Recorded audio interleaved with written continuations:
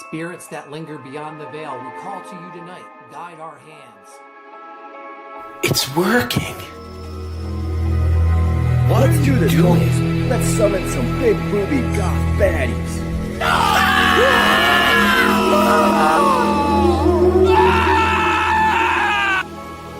Whoa. Are you okay, bro?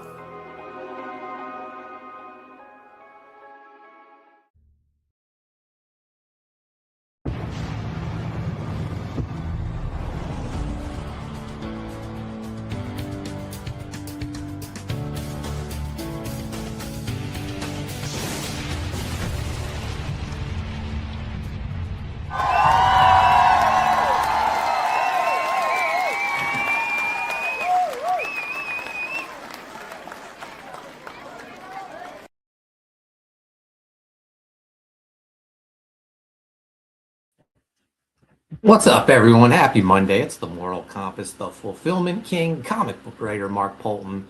And this is a special live stream. We're going to have Jonathan Colton on to join us to talk Three Brothers Gruff, his new book that's on Fund My Comic right now. Before he joins us, though, quick, let's talk a little Writhe in Pain Book 2 Second Chance campaign right now on Fund My Comic. Guys, we are only $185 away from $2,000. When we hit $2,000, we're going to give a lucky Fund My Comic backer a free Chris Graves sketch. Anyone who watched the channel this weekend, Chris was with me Saturday in our matching flannels, signing copies of, let me pull that down. Signing copies of the cosplay variant cover to book 1. I have to still sign these, but I'll do that later. So we're in fulfillment season. Speaking of Writhe in Pain, this came in today from the printer. We got the Corey Barton 6x9 print. The 6 a.m. comics magnets are already in as well. So we're getting to that time. Fulfillment season is upon us. Book 2 off to the printer this week.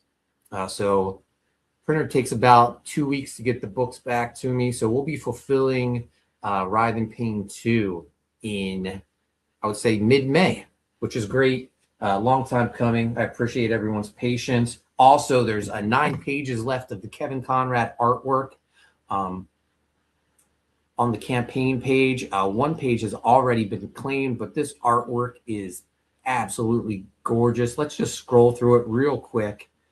Here's it now. This doesn't do it justice seeing it on the screen like this.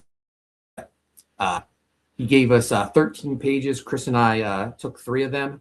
So there's 10 pages available on the campaign. 1's been claimed, so there's 9 right now. We got page 20, first appearance of the police chief, who will become a big player. Also, first appearance of Officer Hernandez, who will also become a major player in the Writhe in Pain universe. Another page of them, page 21. We got these cool Hounds from Hell Devil Dogs on that page as well. Action with these important characters going forward in the Writhe in Pain universe. Then we got this great page of Demons in Hell attacking Writhe in Pain. This in the corner here, this demon getting his brains blown out. Then we got this great Constable page right here, page 25. He seems to be a fan favorite, the Constable. Plenty of him in book 2. And then we got some more of the police chief, page 27. And then this great, another shot of the demonic altar boys. And then another couple pages of Writhe in Pain and the Constable. So go grab a copy. Original artwork, only $200. What a deal. You can't beat that. Also, guys, in from the printer, this isn't available yet. This is the new Bounty Hunter Monster Truck guidebook. This will be available when the graphic novel Bounty Hunter and 2 Extreme Monster Trucks is done, which should be sometime in July. But if you're in the New Jersey area, June 6th, I will be at the 2 Extreme Monster Truck show selling these advanced copies come on out, come to the pit party, get it signed by Jimmy Cretin himself. The book turned out gorgeous. I love it. This is a little passion project of mine. Hopefully one of many monster truck books coming. Probably start a little monster truck division of Haunted Pizza. Very soon we'll be announcing our second book in the next couple weeks. We're going to have Jonathan Colton joining us in a few minutes. First, let's say hello to the chat. First in the chat, as always,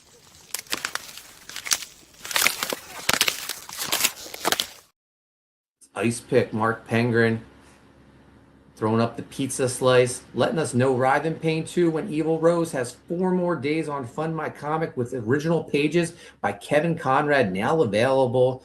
Go over to Fund My Comic, grab a copy. Also, yes, this is very important. Gungoth Footpath Hostile Assets launches this Friday at noon on Kickstarter. We're going to launch it right here on my channel. Later that day, 8 p.m., I'm going to be on with Paul Thayer from Project Noasis. He's going to have me on his channel. Then 9 o'clock, I'm going to jump over to Bancroft's channel. It's going to be a busy day. This book's looking amazing. We're doing this with Page One Comics. They're the creators of Footpath. Artist Edson Alves is kicking ass on this book. It's about 40% done on the book. He's told me he will have all the artwork done by June. So it's probably around when the campaign will be wrapping up that the art should be done. So that's great. That's what I like to hear. And then Penguin throwing up the links for Three Brothers Gruff, Troll Hunters for Hire, live on Fund My Comic. We'll be talking all about that in a few minutes. It's a reimagining of the classic Three Billy Goats Gruff. 3 brothers of renowned troll hunters are hired to rescue a princess. It's Narnia meets Conan. Penguin also says, rest in peace to the legend Jerry Conway. Yes, indeed. SF Gaming in the house. Finally backed Writhe in Pain over the weekend. Thank you so much, man. I appreciate that. You won't have a long wait at all. A couple weeks, the books should be here. Penguin throwing up the fire symbols. Thank you so much for the new stuff coming in. Jonathan will be here any minute now. But guys, it was so great to have Chris Graves back here signing copies of the cosplay cover. I think he had a great time. We'll be seeing plenty of Chris in the next couple of weeks signing books. When we hit $2,000 on the Fund My Comic campaign, we're going to give a lucky backer a free sketch from Chris Graves. All the art tiers from Chris are sold out on Indiegogo, or were sold out on Indiegogo. So if you still want to get some Chris Graves artwork, just make sure you're back on Fund My Comic. We're going to give away a sketch to one backer. And we talked about doing more sketch giveaways if we hit certain tiers. Got 4 days left. We can hit those tiers if there's some original artwork collectors out there. You can own a piece of Kevin Conrad artwork. Kevin Conrad worked on Kiss, Psycho Circus, Spawn, Blood Feud, so many great books. Mark Penguin says, I hope Amanda B doesn't win. Schemes and scams if she does, right, Mark? Schemes and scams. But man, I'm excited. My son came home after 2 weeks. He's been gone for 2 weeks, living his best life. He was in Orlando to see a couple bands, and then he went to Vegas with his friend and their family. And of all people he bumped into Vaughn Coleman of Phenomenova fame. They went to a Comic-Con out in Vegas, and Vaughn is everywhere, man. My son bumped into him. He bought issue 3 of Phenomenova for me. And Vaughn later sent me a picture of him and my son at the booth. So I thought that was really cool. But yeah, my son's home. We're going to go out to dinner after this live stream. Jonathan joining us any minute now. But yeah, man, I'm excited. I'm excited for that monster truck rally, June 6th. I got the Haunted Pizza tent, 10 by 10 tent, custom printed with the Haunted Pizza logo on it. We're going to have the guidebooks, hardcover guidebooks. They turned out fantastic. Back cover. We're going to have posters of Bounty Hunter and the 2 Extreme Monster Trucks. We're going to have posters of our new monster truck book we'll be announcing soon. Bounty Hunter will be there. Scarlet Bandit and Shaker and Airmail. shaker, you go to a Target, you can get the new shaker die cast from Spin Masters, a part of the Monster Jam series. So it would be cool to see them there as well. Hopefully Jonathan did not forget that we're streaming today, because he should be here. Hopefully he didn't think I meant Pacific time. But his book looks great. I actually read it today.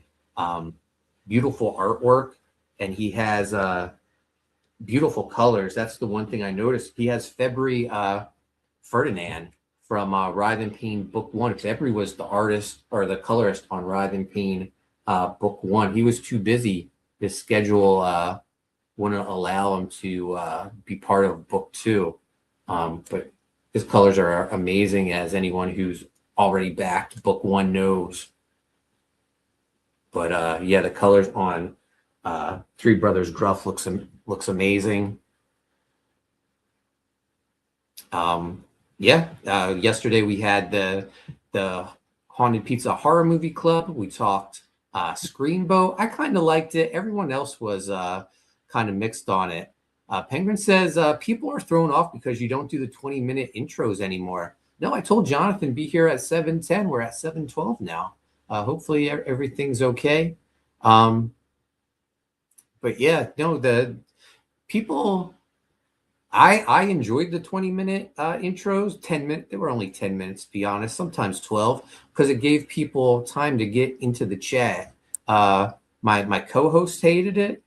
They would complain about all the music, and the people who would go back later and just watch the stream as a video on my YouTube channel, they seem to hate it. Maybe we'll go back to that. Maybe we'll go back to the longer videos. I'm thinking about hiring Froggy Fresh to write a Haunted Pizza Horror Movie Club theme song for us. Penguin says he watched The Hive last night and it was good. It really looked great for a Tubi original. But we've been pleasantly surprised with those Tubi originals. This one looked really good. I'm part of a Tubi horror movie group on Facebook, and people are recommending different films, and everyone seems to think The Hive was really good. It looked great. By the way, we got 60 people watching on X, YouTube, Facebook. If you're new to the channel, hit subscribe, hit notifications. We're going to be back again Sunday. We're talking The Hive, which Mark just mentioned. Oh, here's our guest. We got him here. Please welcome, guys, Jonathan Colton to the show. What's up, Jonathan? Hey, Mark. Thanks for having me. Sorry for keeping you in suspense. That's all right. I was worried that you thought maybe I was on the West Coast. Yeah, you always got to triple check that time zone. Yeah. I'm figuring that part out. It's but thank you for joining me today. We're going to talk all about your book, Three Brothers Gruff, which I read earlier during my lunch break. I loved it. The artwork is fantastic. What I really loved was the colors. I don't know if you know this, but I was just telling the chat, your colorist, February, colored my book, Writhe and Pain, Book 1. So you got a really great colorist. He did amazing work for me. Yeah. We've been nothing but pleased with the results. He's been fantastic. So now, before we get into talking Three Brothers Gruff, I'd like to talk a bit about you, get your background. Did you grow up a comic book fan? Yeah, absolutely. I probably was a casual comics fan until about 6th grade. And that was the year I had Mrs. Cipollini, who was a great teacher. I liked her because she played the accordion. And, I was a Weird Al fan. And so having a teacher that also played the accordion, I thought was cool. But she did this thing where if you got an A on your test, you won a free comic book. Oh, that's awesome. I actually think it had to be an A+, right? So you get 98% or above on a test, you get a free comic book. And she had in her classroom just a closet full of comics and things that her son had left when he went away to college. Now, now I don't think he gave her the good stuff. Yeah. Because most of them were just old copies of Marvel Age. Yeah. Which, if you remember what Marvel Age is, it was kind of a preview of upcoming comics from Marvel. But it still had the art in it, so I was totally excited. And every now and then you got an actual story instead of a Marvel Age issue. But that was the first year I got A's in school. It might be the only year that I got all A's. But after that, I started looking for comics wherever I could find them.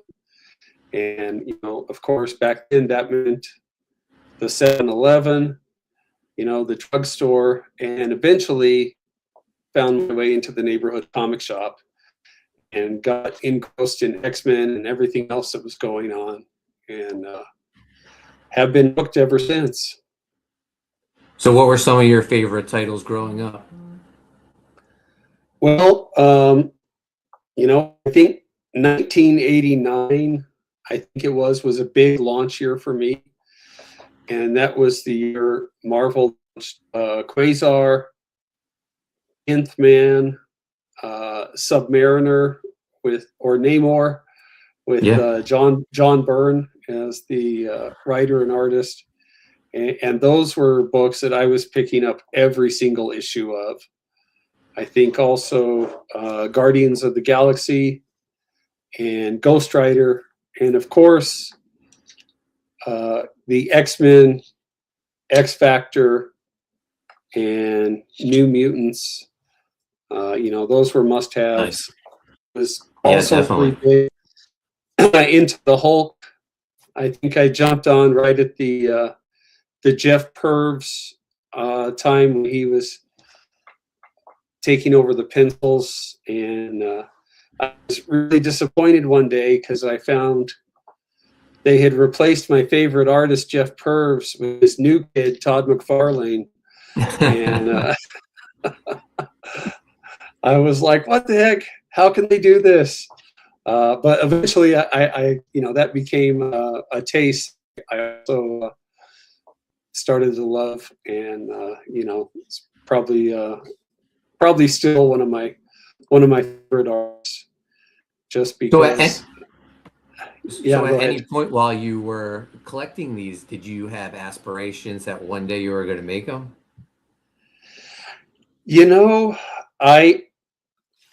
I kind of did. I think the thing that happened was my dad was in the Air Force. He got deployed to Iraq, and he was gone for about 12 months. And at some point, maybe 5-6 months into his deployment, I sent him a letter of encouragement. And with the letter, I sent him a drawing that I did of Captain America. And at the time, that was probably the best drawing I'd ever done in my life. And my dad was, was in Iraq, but unbeknownst to me, he had sent the drawing that I sent him to Stan Lee. Oh, wow. And so one day I come home from school, and me and my friend Scott are checking the mail, and there's a letter from Marvel Entertainment, and it says Stan Lee. And I have no idea that my dad did anything. So I see Stan Lee's name in the corner, and I think, well, what is this? And obviously this is not from Stan Lee. This, they just have his name on there. But I open it up, and there's my drawing. And there's a note written on my drawing from Stan Lee, telling me to keep up the good work and the great drawing that was. And, to remember to make mine Marvel. And, and so, we were just kind of dancing around the garage for a while in celebration. And I think that kind of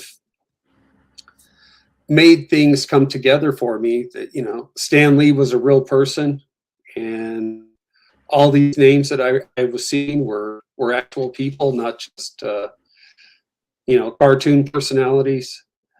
But so I think I did have some real aspirations at that point, and you know, at around 16 and 17, I started sending samples, and you know, that was back in the day where you had to send them in the mail, but you also got a reply in the mail.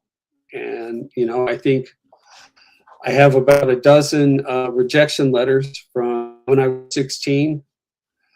And then later I went to art school, and I went to Academy in San Francisco. And after art school, I kind of went away from comics, because everything that you were hearing, you know, this would have been around 2005, 2006. And all the news was about how comics are dying. They're going away. You know, they're not going to be here in a few years. So I went into commercial illustration, and I did some storyboards for TV commercials. And then I did some work for, you know, some children's books and advertising for like a chain of steakhouses. That actually paid surprisingly well. But and then I wanted, you know, some type of permanence, you know, because being a freelance illustrator has its ups and downs. And you know, I think I'll say, like, my best month, I made $5,000 that month, and my worst month, I made $5 that month.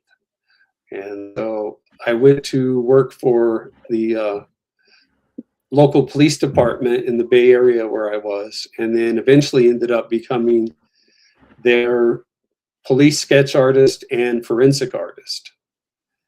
And so that was kind of my artistic outlet for a while. What was that like, being a forensic artist? Well, it's two different jobs. Okay, so as a forensic artist, you're reconstructing found remains. And in the Bay Area, you know, they have the San Francisco Bay, and every so often bodies will wash up on shore and need to be identified. And so usually the process was a crime scene team would take photographs of the remains and or the skull, and then give me the photographs, and I would approve them, or sometimes ask them to retake some shots, or go take my own pictures if I need to. But then you basically, from the information that's on the skull, you would reconstruct what this person looked like when they were alive. And, oh, wow. And then they would put that out, you know, across the media, and see if they could get some ID on them. And then, you know, usually they would see, and then from there they would go to DNA testing. You know, like if you saw a drawing and you were like, you know, yeah, that's my cousin who's been missing.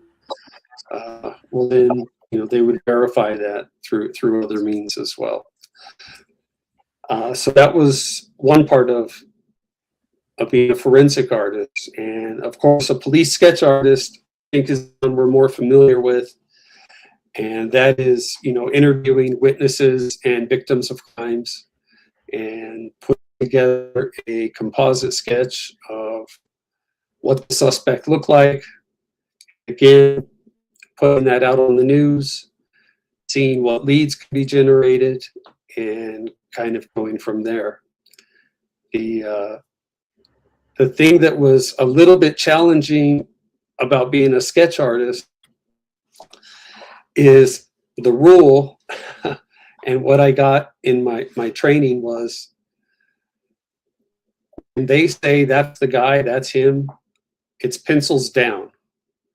And you have to stop right then and there, because something about that drawing is, you know, bringing that memory or that recognition of who that person is.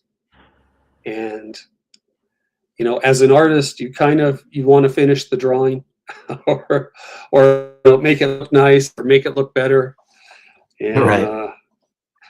but in this case, you don't get to do that. And what's the part that's funny about the ego is, you know, a lot of time you'll get like a direct hit, like, because you'll have a good witness, right? So if the sketch turns out to really look like the guy, that means you got a really good witness. And if you're way off, you had a bad witness. You know, sometimes people misremember things, or they kind of see things through their own distorted point of view. And so it was just kind of funny because, you know, all the detectives, you know, depending on how much the drawing looks like the guy when he's eventually caught, they're like, "Oh, you did a really great on that drawing," or, "Oh man, you were way off on this one. What happened?" You know, and you know, sometimes like you had to explain, like, it's not me, like, you know, I'm drawing what I'm told. And so yeah, so that was kind of funny. I've been meaning to ask you, since going back to the Stan Lee story, do you still have that drawing with the note from Stan Lee? Yeah, I do. Yeah, I kept that. And you know, it really says how much that meant to me, because like I said, my dad was in the Air Force, so that drawing moved from Utah to Spain to Germany to Montana, Italy, California, and back to Utah again. So that drawing's kind of traveled the world. That's amazing. Yeah. No, that's a great story. I mean, I don't know if you've ever posted a picture of it like on Twitter or anything, but I would love to see it. It kind of reminds me, my friend Enrico.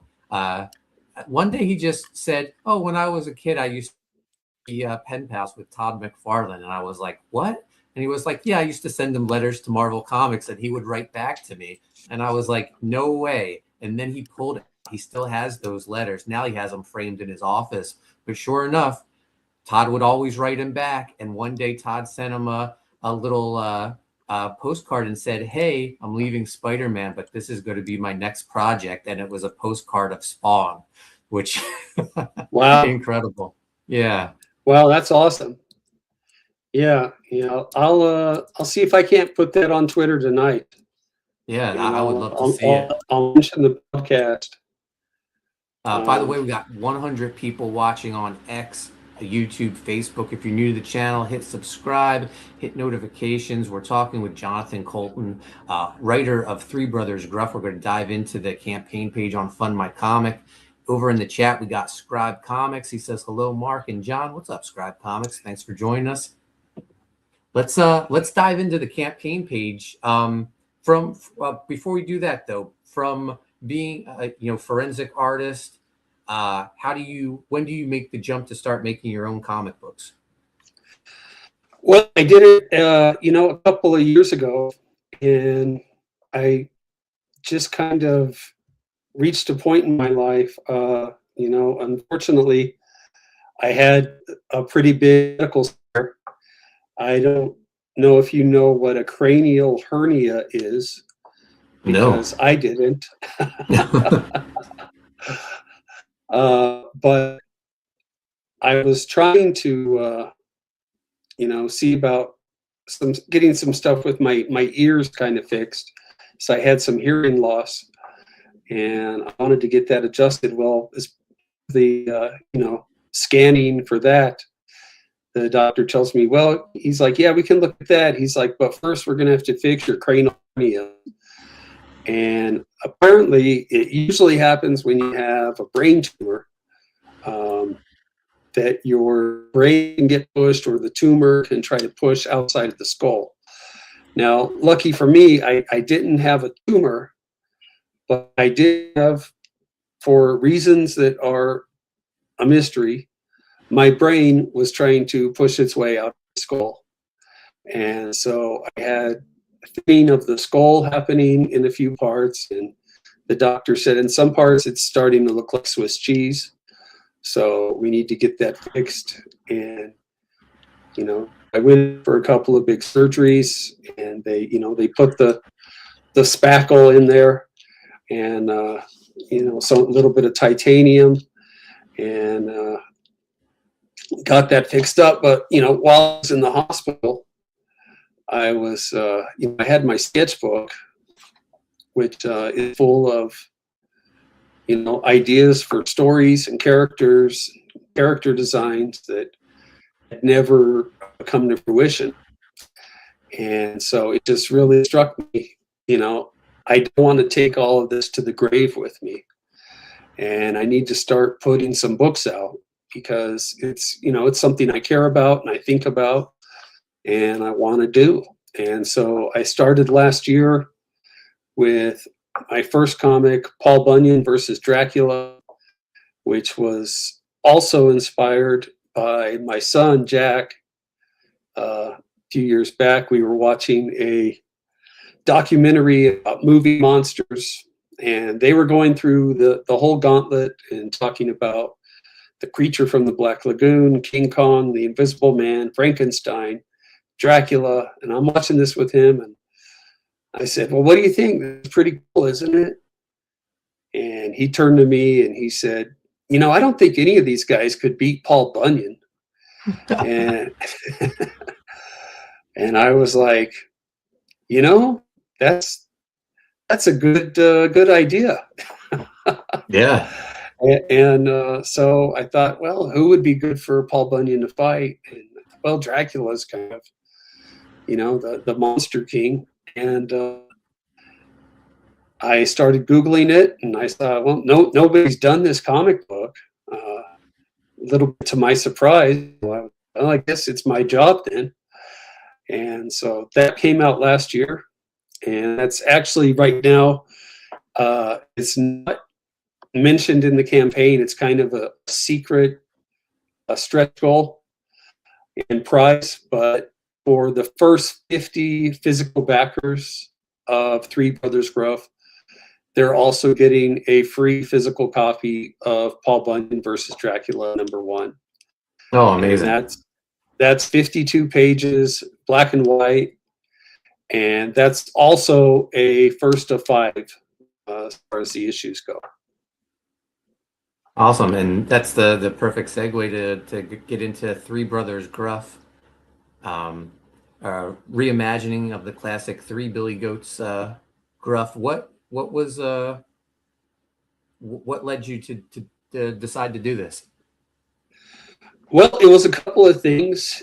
I think the inspiration might also be Todd McFarlane, as he had a toy line for a while called Twisted Fairy Tales. Yeah. And they took a bunch of fairy tales and they kind of did a unique spin on them, maybe a darker spin. And they had, things like the Wizard of Oz, and where, Scarecrow was just like really dark and scary. Same thing with the Tin Man. And I think that might have inspired this. And also, this was the Billy Goats Gruff was my favorite story as a toddler and as a small kid. And so it was one that I started to, share with my daughters as a bedtime story. And then I started to hear it again and again and again, because I would always do the voices and make the sound effects.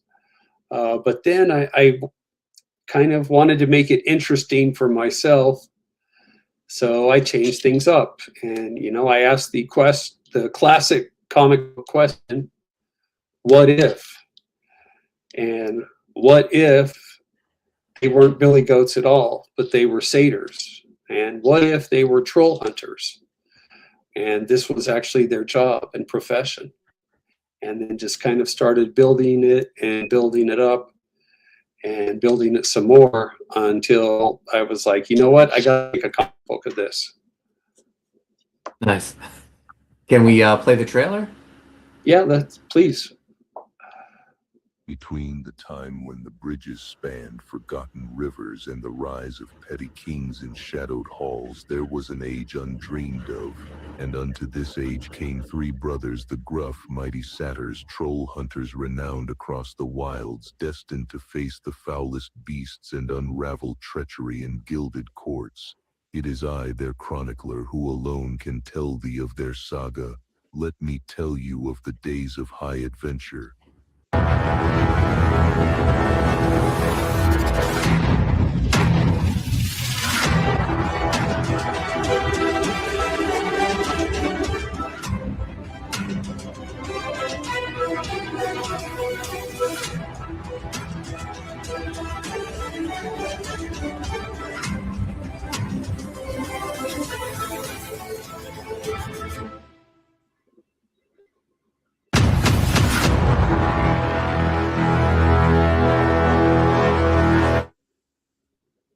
Awesome.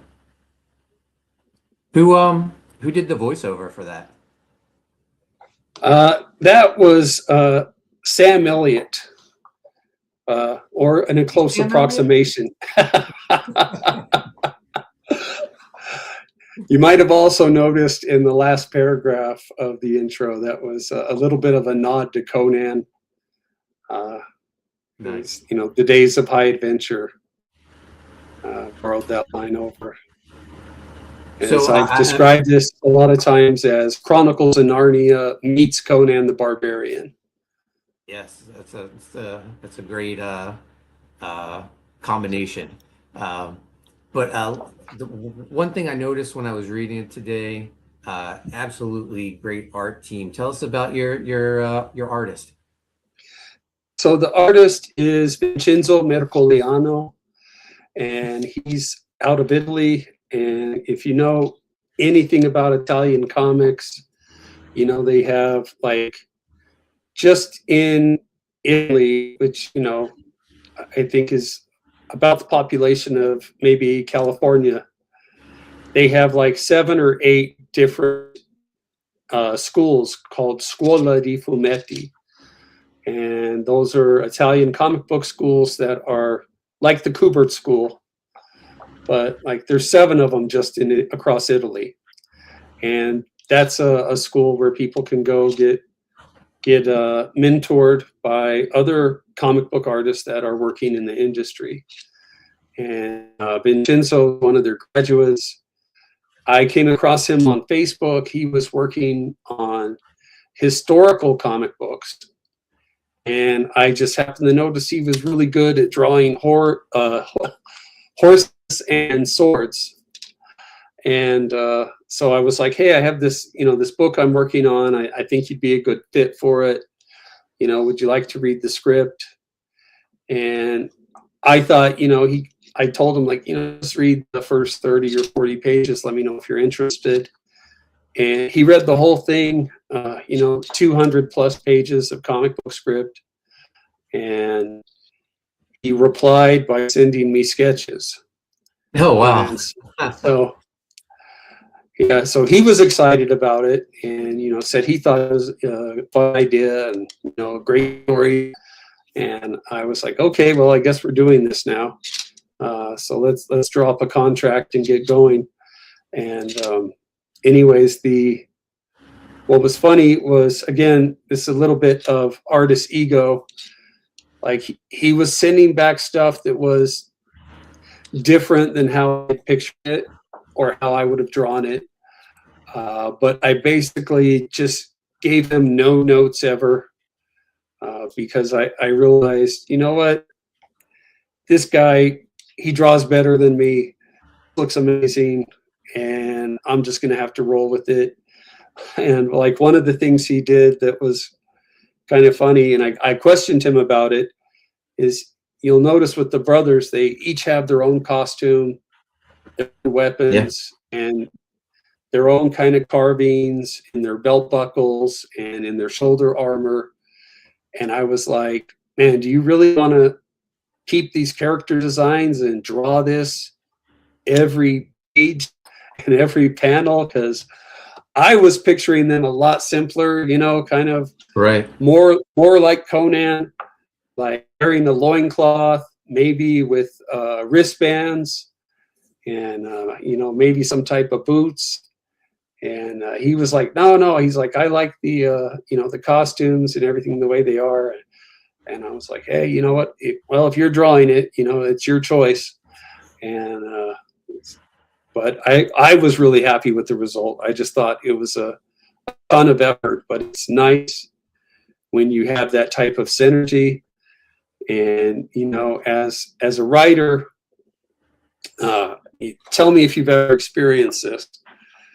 You think you have a great idea, but somewhere in the back of your mind, you're like, is this really stupid?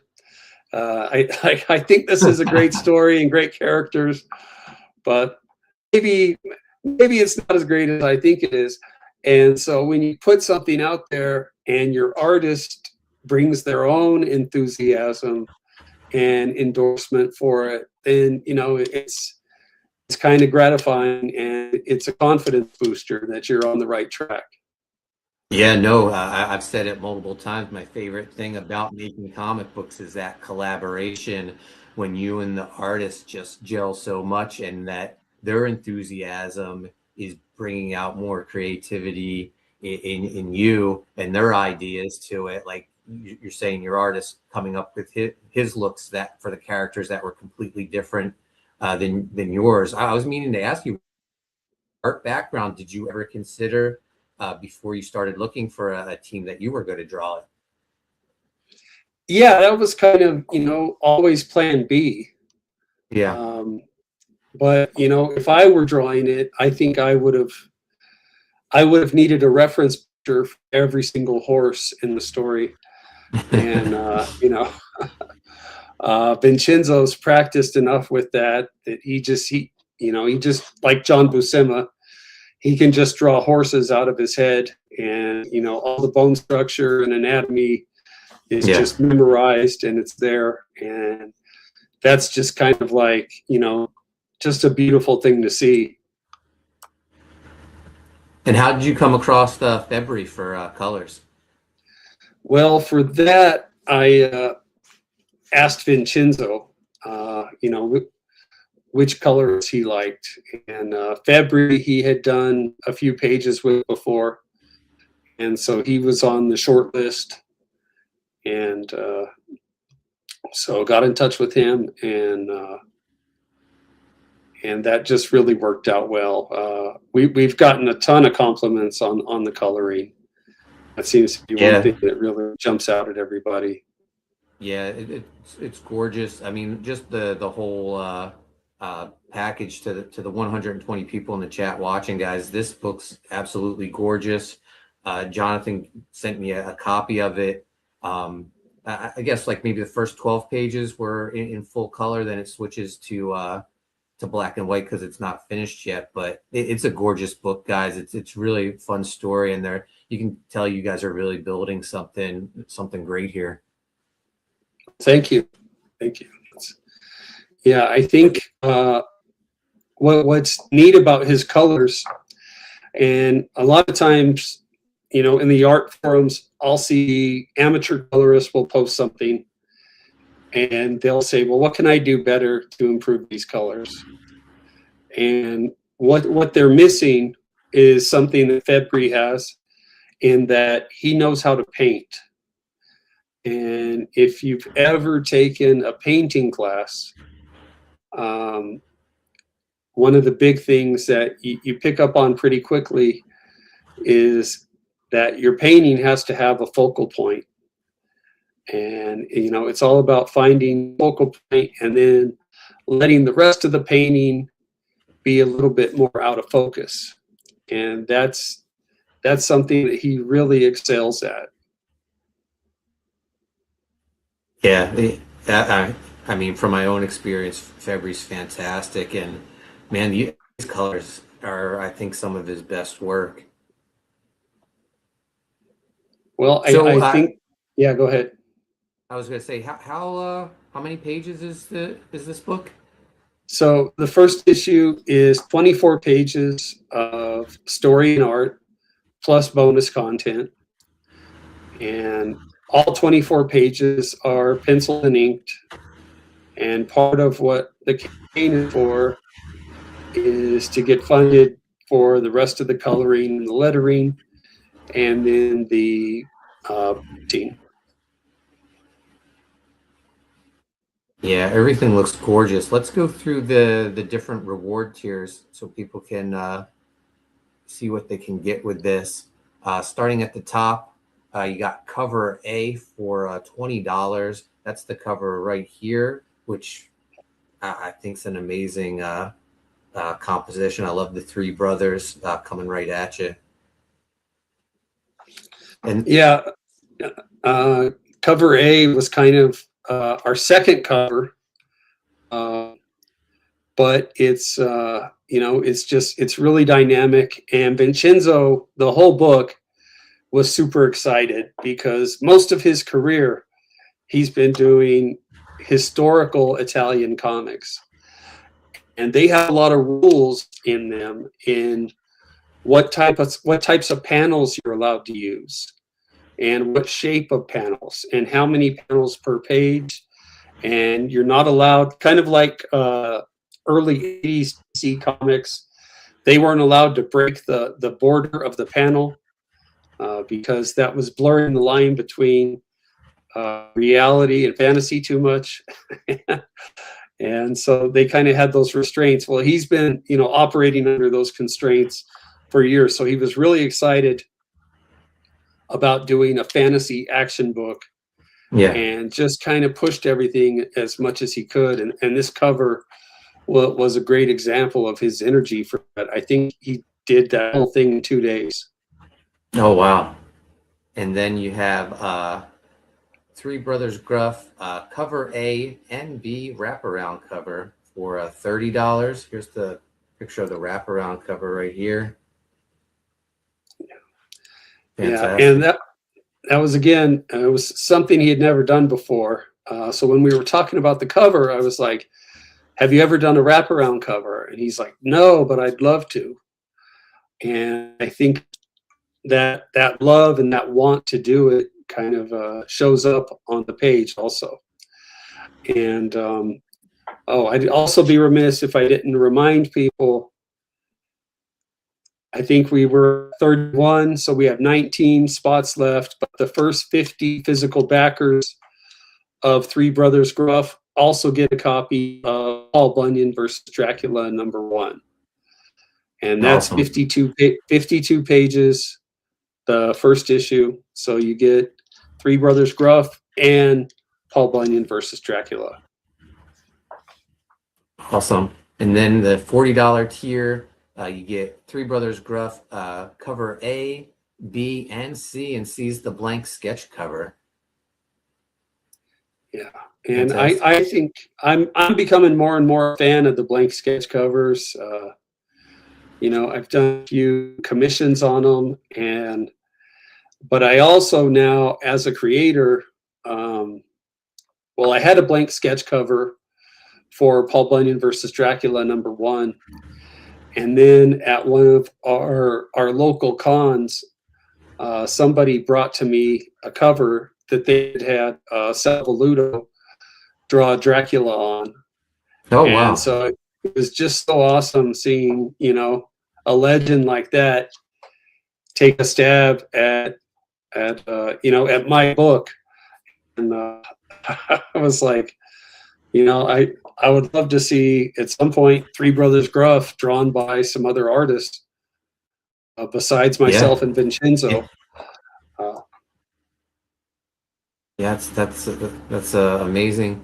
Then you have the digital copy PDF for $5. Great deal. And then $70 you get Three Brothers Gruff covers A, B, C, and the beanie, stickers, and bookmark. And what are the stickers of the different the three brothers? And is that the queen? Yeah, it's a variety of characters. That's kind of a mock-up. Some of those images might be in the final stickers, and there might be some additional things in there. Nice. And then $160 you get covers A, B, C, 2 posters, 4 coasters, and a jigsaw puzzle. That's awesome. Yeah, I've kind of been surprised at the reaction the jigsaw puzzle's getting. Now that's the B cover made into a jigsaw puzzle, and it looks pretty nice. I'm probably going to get one for myself also. And what was the inspiration for that? Did someone recommend it to you? Well, I've just always had jigsaw puzzles of comic book. Yeah. And it's something that me and my kids do during the winter time. There's a lot of snow outside, and you need something to keep you busy inside the house. And so I think I have one of Art Adams' Avengers cover that he drew that got made into a jigsaw puzzle and put out at Walmart. I have another. It's a Todd McFarlane jigsaw puzzle of Spider-Man. You might have seen this image. It was a poster, but that Spider-Man's like in the sewers, and then behind him, hanging up, is his black costume. Yeah. And we also have done some movie posters by Drew Struzan as jigsaw puzzles. Yeah. And some of the He-Man art done by Earl Norem. He was a big He-Man painter back in the day. He also did some Conan covers. And so whenever I see something like that at the Walmart and I recognize the artist, I usually buy the jigsaw puzzle. Unfortunately, I don't think they're seeing any royalties from those, but yeah. But I think there is a little bit of overlap in that Venn diagram between comic fans and jigsaw puzzle fans. Yeah. You're the second person I've seen have a puzzle on their campaign. I think it's pretty cool. But we're getting close to the 8 o'clock mark. The campaign looks fantastic. The link is in the description for anyone who watches later. Mark Penguin shared it in the chat as well. Is there anything else you would like chat to know about Three Brothers Gruff before we wrap this up? Also, guys, there's 19 spots left to get that Paul Bunyan versus Dracula comic included. Yeah, I think the only thing that I would want to mention again is this issue 5, and issues, if all goes well, issues 2, 3, 4, and 5. We're planning to have those be 48 pages each, and this book is, it's 90% done. So after the end of the campaign, which I think is like 18 more days, we're going to be doing fulfillment in about 4 to 6 weeks. So it should be getting to you pretty quick. Great. Before I think the goal is before the 4th of July. Nice. Yeah.